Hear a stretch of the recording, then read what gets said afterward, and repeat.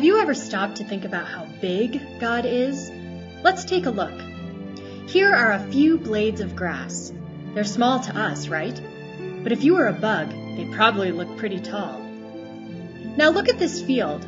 It has hundreds of thousands of blades of grass in it. You might have a picnic here, or even a game of football. Sounds big, right? Well, take a look at this. When we climb high into the sky, as high up as an airplane flies, that big field starts to look pretty small. And as we go up through the clouds, pretty soon you can't even see it anymore. Check out the huge masses of land. There are thousands of big fields all over that land, but we're so far up that you can't see them. Here's our Earth. It would take a person about 417 days without any rest to walk around the Earth's circumference.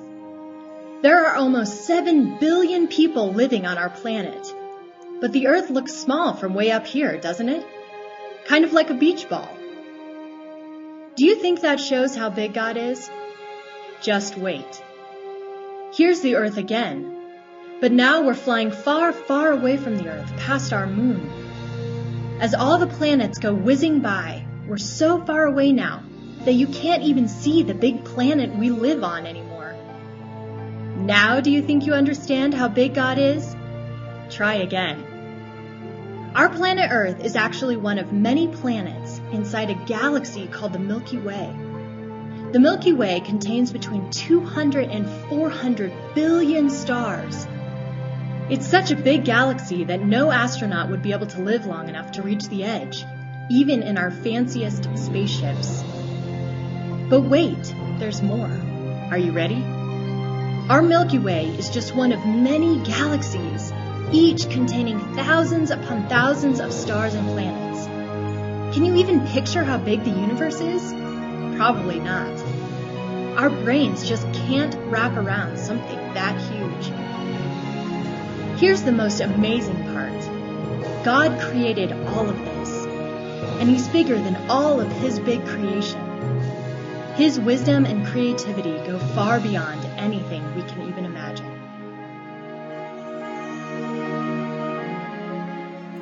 Well, feeling a bit small, are we? This world is a big place. The world is a complicated place, and sometimes just those two sentences are enough to overwhelm us. The world is so big, so what does it matter that I exist? The world is so complicated, so how on earth do I navigate all of the twists and the turns of family and relationships, work, politics, responsibility, ethics? Feeling a bit small, are we? Well, let me invite you to take a nice deep breath and begin a walk with me through the pages of the Bible that we refer to as wisdom literature. My name is LeNoir Culbertson. I'm a retired United Methodist pastor. And ever since a short elective class in seminary years ago, I have loved the gift we have as a people of faith in these books of the Bible which speak with such a different and unique voice within the canon of Scripture. The wisdom books are Proverbs, Ecclesiastes, also known as Koheleth, and the book of Job. Eastern Orthodox churches and the Catholic Church include Ben Sirach and the Wisdom of Solomon. But for our journey, we'll be just looking at those books that are included in the Jewish and the Protestant scriptural canon. And again, those are Proverbs, the book of Ecclesiastes, and the book of Job. These books ask questions like, or respond to the questions like, what kind of world is it that we live in? And since we live in this kind of world, how do we live well? And what does it mean for us to live well? Jesus came announcing, I have come that you might have life and have that life in abundance. So from a very earthly perspective, as well as a spiritual perspective, wisdom literature asks the question, what does the good life look like? One writer has said that the wisdom books are like having 3 different people address the same question. First of all, we have in the book of Proverbs, the young, energetic, exciting, marvelous, smart, intelligent teacher who is smart about absolutely everything. And then when we move into Ecclesiastes, Koheleth, who is the teacher, is a middle-aged guy. He's seen a lot, he's experienced some things, and he's become a sharp critic of life and begins to push against the simplistic cause and effect of life. Then we move to the book of Job. Job is an old man. Job has seen a whole lot. He's weathered a lot. He's endured a lot. And for Job, life is no longer simply black and white. So let's start here with our nice young teacher, the one who happens to be smart about everything. She's the teacher that lives within the pages of the book of Proverbs. Lady Wisdom is our guide and our teacher. Now let me pause here just a minute and say a word about Lady Wisdom. Back in the 1980s, early 1990s, there was quite an uproar over new attention being given to Sophia, or Lady Wisdom, that somehow she was being presented as a feminine option to God, that God was she and not he, as the patriarchs have assumed for generations. Now, the feminist view of the holy is a whole other topic, which we will not be addressing here. But before you get too excited about that, that this is some kind of feminist theology, you need to know that Hebrew, like say French, has gender-specific definite articles. All French nouns are either le or they're la. They're either masculine or they're feminine. Now, before we go any further with this, I do need to make my disclaimer for anyone who may happen to be a French scholar out there about my pronunciation. When I was in college, my French professor did tell me one day as we were leaving class, she said, "LeNoir, you will never speak French particularly well because your tongue is too fat." So, that confession made, here we go. In French, we have le chien, the dog, masculine. We have le chat, the cat, which is feminine. Then we have le jardin, masculine, the garden. La porte,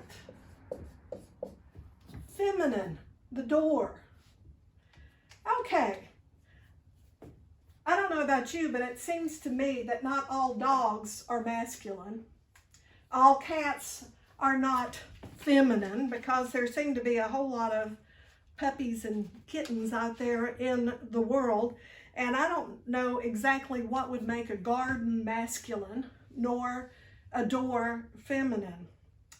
But anyway, in the development of language, I often ask, well, who decided those things? Who decided whether it was going to be le or la or sir or Lady Wisdom? I really do not know. I'm sure there is some exhaustive PhD thesis out there somewhere that would explain all of that, but it really isn't essential to our explorations right now. But I just wanted you to know that when I talk about Lady Wisdom personified in Proverbs, that it is not a radical feminist theological SWAT. It is simply Hebrew. It's just Hebrew. But I do digress. So let's go back to our bright, energetic, smart teacher in Proverbs. In Hebrew, we find this word hukmah. Hukmah is wisdom. Hukmah is this invisible creative force that guides and affects everything in the universe, sort of Star Wars-ish. Hukmah is this attribute of God that is active in the time of creation. It is that part of God that created and shaped all of the world. Hukmah is woven into all of the moral fabric of the universe. In Proverbs 3:19 through 20, we are informed, "The Lord by wisdom founded the earth. By understanding he established the heavens. By his knowledge the deeps broke open and the clouds dropped down dew." Within the hymnody of the church, one of the most common Advent hymns that we sing in the church is O Come, Emmanuel. The first stanza of that hymn says, O come, Emmanuel, and ransom captive Israel, who mourns in lonely exile here until the Son of God appear. Here is expressed this deep longing of humanity for the restoration of a broken and enslaved world, a return to what we are longing for in the good life. And how does this restoration come about for the world? Stanza 2 says, O come thou wisdom from on high, and order all things far and nigh. To us the path of knowledge show, and cause us in her ways to go. Hukmah was that powerful attribute of God that first created all of the world, and it is wisdom which shall be at work to restore the world and recreate the world and pull it all out of its brokenness and enslavement. The second antiphon of this hymn declares, O wisdom who came forth from the mouth of the Most High. And note here that wisdom comes out of the mouth of God. It is the power of word that we find throughout all of scriptures, especially expressed in John's gospel. A wisdom who came forth from the mouth of the Most High, reaching from end to end and ordering all things mightily and sweetly. As Hukmah moved out of the mouth of God to order all of creation, so does wisdom move to reorder all that is broken, all that has become lost. The implication here is, if you want to be a part of how God is moving in the world, then you need to hook into wisdom. You need to make your decisions in your life flow out of an understanding of wisdom. And in so doing, in the day-to-day, and also in an ultimate sense, you can be a part of that beautiful life, the good life, an abundant life. So before we move any further, I'd like for us to just rest for a moment in this hymn. Let us use this hymn as kind of a prayer to open us to the movement of God in wisdom. if you would just repeat each line after me. O come, thou wisdom from on high.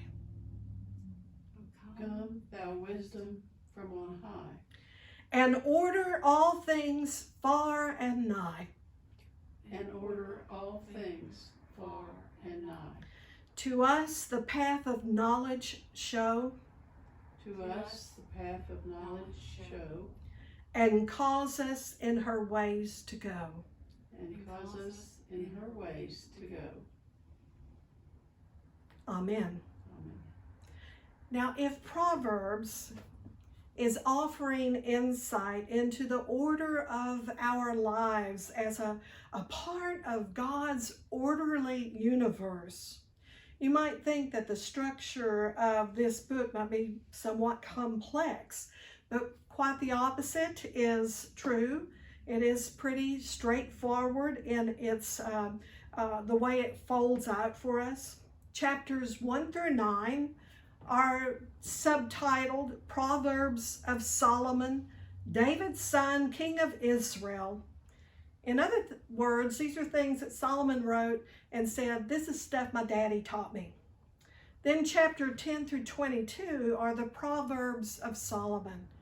In other words, these are the things that I have gathered on my own as I have observed life and gone through my life. And then you have 22 through 30, which is a compilation. It says simply sayings of wise men. And then chapter 31 is maternal wisdom. It is specifically directed to Lemuel, the king of Massa. Now, throughout the book of Proverbs, Lady Wisdom is personified. She is someone that you both get to know, and you also are invited to follow. Anyone has access to her ways in order to make this beautiful life, but it does take intentionality. It's like becoming an artisan. You have to develop certain skills to follow her, and that takes both time and practice. So to get you started, Lady Wisdom offers us village wisdom, characterized by short, pithy statements with examples drawn from nature and framed as instructions for parents to learn so that they can then teach their children. Now, did you grow up with someone in your family who offered proverbial guidelines to you? I remember hearing the president of what was Scarrett College in Nashville say that the only wise words his father ever had given to him were, never work for jerks or people who use bad tools. Now, that may not be the moral compass you want to use to guide your entire life, but it might help you decide which job to accept. What wise words were passed on to you as a child from your mother or your father or a grandparent? Then more importantly, did you listen to it? Did it help? What wisdom have you found powerful enough in your own life journey that you've passed it on to your children or to your grandchildren? One season in my life when I remember getting lots of wise advice came as soon as I announced that I was pregnant. It seems that everyone has great ideas about childbirth and child rearing, especially people who don't have children. They're always the best experts. I remember feeling a little overwhelmed by that at times. I knew that I wanted to be a good parent, but which advice was worth listening to? The first section of Proverbs wades through all of this morass of good advice and begins to distill it and picks out the best ones, like these gems from chapter 20. Wine makes you mean, beer makes you quarrelsome, and a staggering drunk is not much fun. Make note of that. It's a mark of good character to avert quarrels, but fools love to pick a fight. A farmer too lazy to plant in the spring has nothing to harvest in the fall. But besides simple folk wisdom, Proverbs also offers what is referred to as royal wisdom, instructions for junior bureaucrats on the intricacies of potential treacheries of politics. In Proverbs 23, we hear this: "When you sit to dine with a ruler, note well what is before you, and put a knife to your throat if you are given to gluttony. Do not crave his delicacies, for that food is deceptive." Or this one: "Quick-tempered leaders are like mad dogs. Cross them and they'll bite your head off." But regardless of your circumstances, whether you are a parent or a child or a bureaucrat, the pathway of wisdom, the pathway toward living the good life begins with teachability.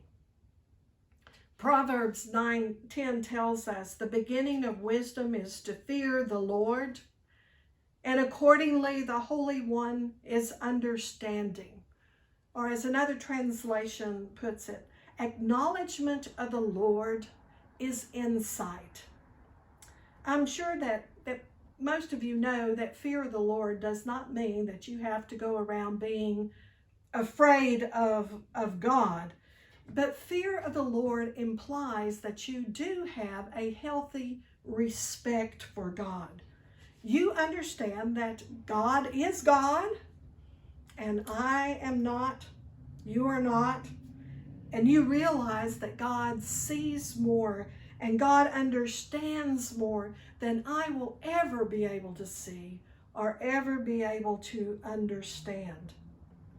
Teachability that comes from a fear of the Lord means that I will acknowledge that God's word and God's way have merit, and they therefore are worthy of following. And because God's way is worthy, I have a healthy respect of God. Therefore, I will, and this is one of those words that we always choke on, I will submit. I'm going to submit to God's word and way. In other words, I will never develop the skill of following wisdom, which brings to me the beautiful life, if I second guess God's will all the time. If I do not give God's word due merit, then I'll continually just go off and do what I want to do anyway. This theme is picked up in Paul's letter to the Corinthians, when he says, "For the foolishness of God is wiser than human wisdom, and the weakness of God is stronger than human strength." The writer in Proverbs warns us in this way: do not be wise in your own eyes. Fear the Lord and turn away from evil. If you want this book of Proverbs to be an effective guide in your life, you have to begin by answering this very simple, basic question: am I teachable? Do I respect God enough to submit to God's teaching without that ongoing, yes, but? An obedient discernment of Proverbs truly is faith-seeking understanding. The teaching of Hukmah, wisdom, combines a relationship with God with a practical imperative, and then this promise of life. It's similar to Walter Brueggemann's account of the response Mother Teresa gave to Henry Nouwen when he asked her about the meaning of life. And she responded, "Pray every day and do not hurt anyone. Thus the voice of wisdom calls, fear the Lord, shun evil. It's a call for action that flows out of this trusting relationship with God, and it leads to the promise, the beautiful life. So if you're ready to be teachable, you might want to be aware of some of the teaching tools that are utilized in the book of Proverbs. The most obvious one you will find is repetition. How many times did you mouth your ABCs before those sounds actually became the alphabet, the building blocks for reading? Or how many times did you play those scales up and down your piano before those notes on the page actually became the code which would unlock a beautiful melody? Repeat, repeat, practice, practice. In Proverbs, you'll find the reference of words and phrases throughout the book, which is intended to help the student strengthen their mastery of key concepts. The key words and phrases are wrapped in metaphors and simple images. For instance, Proverbs wants us to seek after the fountain of life. So in 10:11 we read, the mouth of the righteous is a fountain of life, but the mouth of the wicked conceals violence. 13:14 says, the teaching of the wise is a fountain of life, so one may avoid the snares of death. Then in 14:27, the fear of the Lord is a fountain of life, so one may avoid the snares of death. And finally, wisdom is the fountain of life to one who has it, but folly is the punishment of fools. The mouth of the righteous, the teaching of the wise, the fear of the Lord, wisdom, all of these things are the fountain of life. Repetition, practice, repetition. And then there's another tool that is embedded here, and that is that compare and contrast. As sure as there is a lady wisdom out there that Proverbs wants you to follow, so there is a lady folly, and you need to know which one that you are following. Since Proverbs is set within a patriarchal context, the advice about this issue is usually to sons. So the choice between death and life is like the choice between two women. On the one hand, there is the sexually attractive, smooth-talking lady folly whose power is in an endangerment to a young man's economic stability. Go with her, and so goes your land and your wealth and your honor and possibly even your life. Read here these descriptions about choosing poorly from the 5th chapter of Proverbs. My child, be attentive to my wisdom. Incline your ear to my understanding, so that you may hold on to prudence, and your lips may guard knowledge. For the lips of a loose woman drip honey, and her speech is smoother than oil. But in the end she is bitter as wormwood, sharp as a two-edged sword. Her feet go down to death, her steps follow the path to Sheol. She does not keep straight to the path of life. Her ways wander about, and she does not even know it. And now, my child, listen to me, and do not depart from the words of my mouth.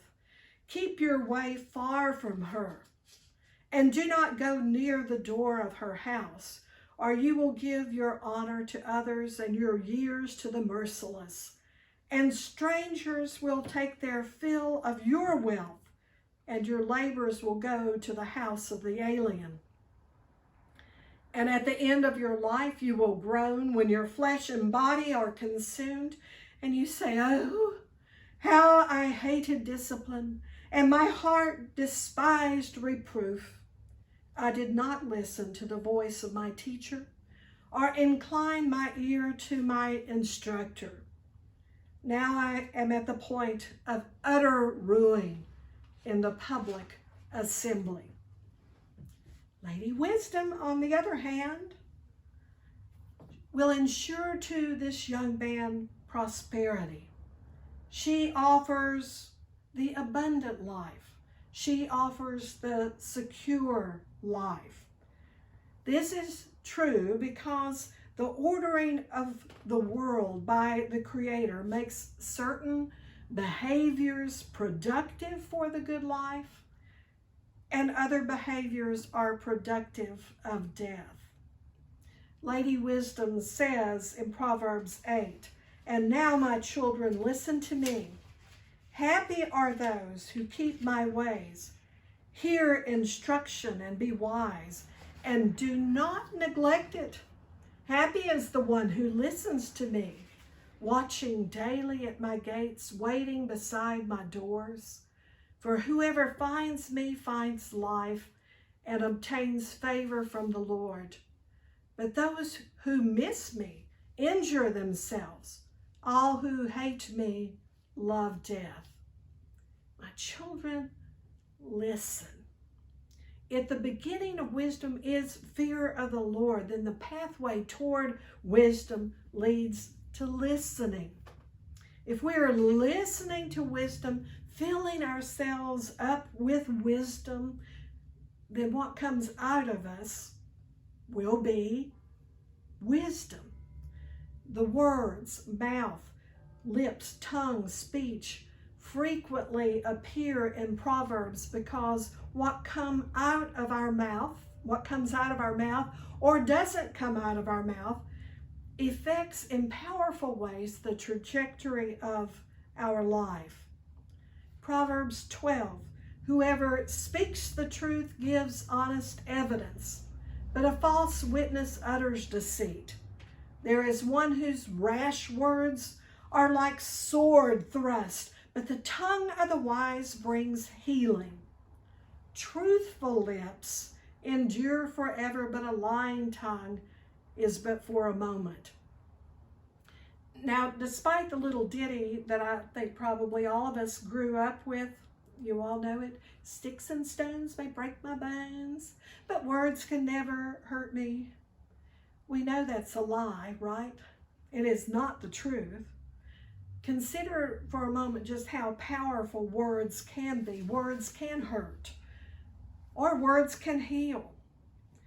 Think for a moment about a time in your own life when a word really did wound you or wound your spirit. Think about a time when your words wounded someone else. Think about a time when a word was spoken at just the right moment, and somehow that good word really made a tremendous difference in your life. Words are powerful for either good or for ill. And those who are following Lady Wisdom judiciously use their words to edify others, and their words reflect their fear of the Lord. Being careful with your words is one of those skills that keeps you on that pathway toward the beautiful life. Now, those who follow Lady Folly use words that deceive. They are fed into gossip and slander. They conceal violence and hatred. And those words bring about divisions between people. In contrast, the words of the wise are marked by three very distinct things. First of all, the wise speak less. Secondly, the wise speak wisdom. And thirdly, the wise use words to bring people together, to reconcile people. So let's start with this notion of speaking less. Maybe Abraham Lincoln was a student of Proverbs. He is reported to have said, "It's better to keep your mouth shut and appear stupid than open it and remove all doubt." Proverbs puts it a little more succinctly. Even a fool is thought wise if he keeps silent, and discerning if he holds his tongue. I personally grew up hearing the words, God created human beings with 2 ears, 1 mouth, use accordingly. We have all been afflicted by know-it-alls who have an opinion or two about everything and nothing. Given my own background, I have often heard it said that if you put 2 Methodists in a room, you'll be sure to have at least 7 opinions. And we've all heard the phrase, chattering fool. Proverbs 10:19 tells us, when words are many, transgression is not lacking. But whoever restrains his lips is prudent. For 40 years of ordained ministry, I kept a little cross-stitch picture on my desk that said simply, "A closed mouth gathers no foot." Now, this may not be a proverb, but I do think it is wise. So that first indicator of wise words is that the wise speak less. I think, has that been true in your experience? The next thing that we are told in Proverbs is that the wise speak wisdom. When the wise do actually get around to saying something, the words that come out of their mouths offer knowledge, insight, and oftentimes will offer correction to those whose behavior has led them astray. Wise people are also open to correction, by the way. That's another form of that teachability that is at the heart of Proverbs. Regardless of the source of the wisdom, lips that express knowledge are like gold and silver, precious jewels. Proverbs 10:20 says, "The tongue of the righteous is choice silver, the mind of the wicked is of little worth." There is gold and abundance of costly stones, but lips informed by knowledge are a precious jewel. Pleasant words, well, you know, the Bible always has to get back to honey, right? Pleasant words are like a honeycomb, sweetness to the soul and health to the body. The wise speak forth wisdom. And then thirdly, those wise words bring about reconciliation. I mentioned a little bit earlier that the wise often offer correction to people who have gotten off the path. And when we talk about words of correction, I think our brains usually go immediately to some kind of estrangement, because who on earth wants to be corrected? But we also know that there's a way to be corrected and there's a way to be corrected. There's a way to say something, and then there's a way to say something. I had an English teacher in high school who would correct some work that I had done, and I'd always come away from that feeling so good and so fortunate and lucky to have his input, because his correction felt like an affirmation. He bothered to correct me because he saw in me potential. He saw potential in what I could do.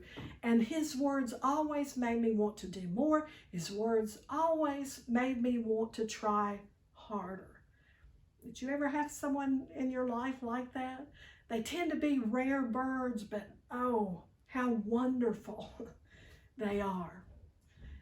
In my life, professionally, there was Miss Pogue in one of the churches where I was the pastor. If we were going to have a meeting and I knew that something contentious was going to come up in a meeting, I would always make a point of going to get her, to bring her to just sit in the meeting.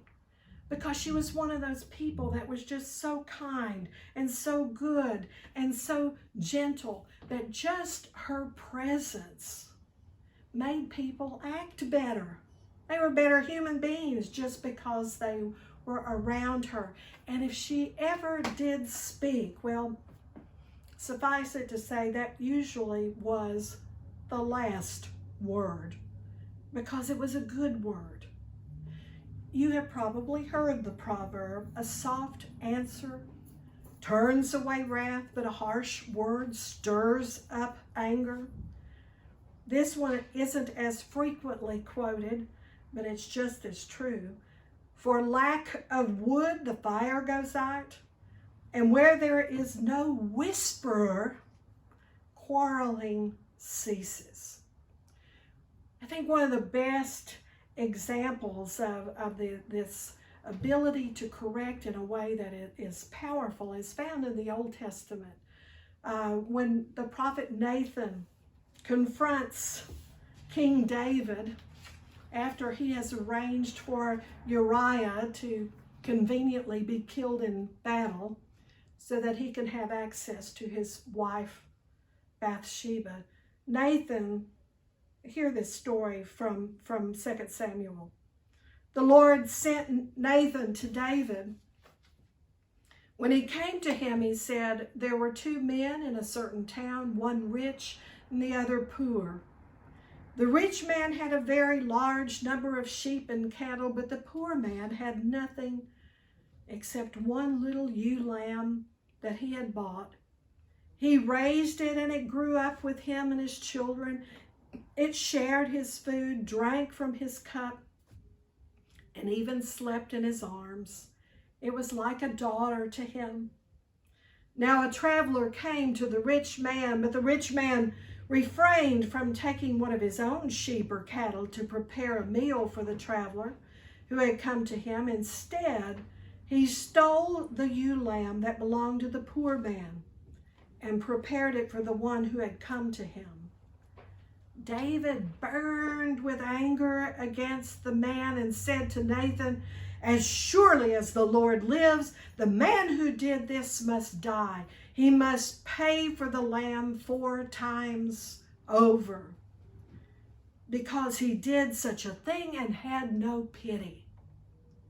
Then Nathan said to David, you are the man. Wise words often offer correction, ultimately bring about reconciliation. Now, what are the odds that King David learned a thing or two in this encounter? Wisdom that he heeded and passed on then later to his son Solomon, who embedded them in these words of wisdom. One writer that I ran across recently said, in many ways, human speech is like X-ray. What comes out in speech reveals the honest condition of the human heart. Now, anybody can have a slip of the tongue from time to time, but over time, we perceive a person's character through their speech. Perhaps Lady Wisdom is calling for a moment of personal introspection, maybe even a little Lenten confession here. What do my words say about the condition of my heart? Again, from Proverbs, from the fruit of his mouth a man eats what is good, but the desire of the treacherous is for violence. But good words are not the only fruit of a wise person. If a person is filling their life up with wisdom, another thing that will flow out of that life will be justice. And you might miss this movement in the book of Proverbs because one of the most repeated examples of justice in the book of Proverbs has to do with moving landmarks. Now that doesn't sound very exciting, does it? But in truth, it illustrates God's deep concern for the vulnerable. As you might discern, references to ancient landmarks has to do with property lines. The poor, the aged, the sick might not have the wherewithal or the financial resources to fight somebody who cunningly encroaches upon their property. So Proverbs 22:28 instructs, do not move the ancient landmark that your fathers have set. This is very similar to what you find in the Torah in Deuteronomy. Cursed be anyone who moves his neighbor's landmark. Now that sounds, again, pretty straightforward, but you have to see what it's linked to 2 verses later. Cursed be anyone who perverts the justice due to the sojourner, the fatherless, and the widow. This linking of landmarks and justice is mirrored here in Proverbs. Do not move an ancient landmark or enter the fields of the fatherless, for their Redeemer is strong. He will plead their case against you. I have a question for you. Now, as you have read through the scriptures, all through the scriptures, both Old and New Testament, God repeatedly expresses concern for one group of people. Now, who is that? It's not the Hebrews. It's not the Jews. It's not the just. It's not the righteous. Over and over and over again in the scriptures, God stands on the side of the poor. God protects the poor. And who are the poor? It's that list from Deuteronomy. It's that poor man who had one little ewe lamb that David took, the fatherless, the widow, the sojourner. In other words, the vulnerable. God maintains the widow's boundaries. God blesses those who are generous with those who are in need. So once again, if you are practicing that life which follows Lady Wisdom on a pathway toward the good life, then you are one of those who practices treating the poor with justice. Now, who all would have guessed that a little book of pithy folk wisdom would demand so much of us? I guess that is the irony of Proverbs. On the one hand, it really is easy to read. Short, simple sayings about life. But on the other hand, if you are entering the journey with that teachable spirit that we talked about earlier, reading Proverbs can be downright challenging because heeding instruction almost always demands some level of change, and ultimately it leads to a fundamental transformation of the human spirit. So I think I should end my remarks with this reminder. The book of Proverbs comes with a warning label. Warning to teachable children of God. Reading this book might just change your life. I'd like for us to close out reflecting on the book of Proverbs with a prayer. Once again, a prayer that is embedded in a hymn. The second stanza might be the perfect prayer with which you can begin to not only read but to heed the words of Proverbs. And the hymn says to us, "Be thou my wisdom, and thou my true word. I ever with thee, and thou with me, Lord. Thou and thou only, first in my heart, great God of heaven, my treasure thou art." Thank you.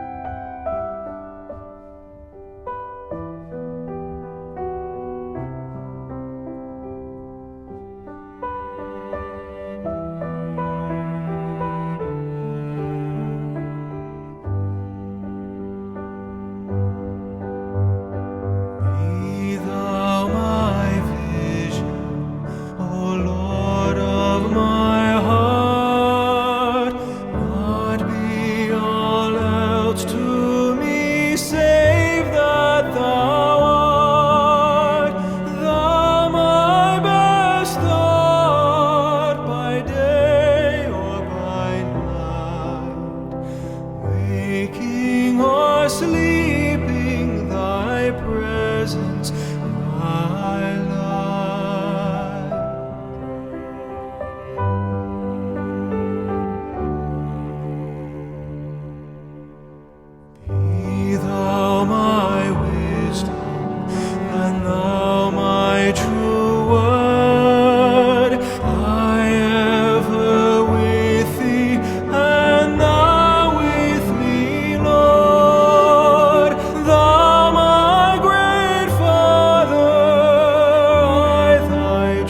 us.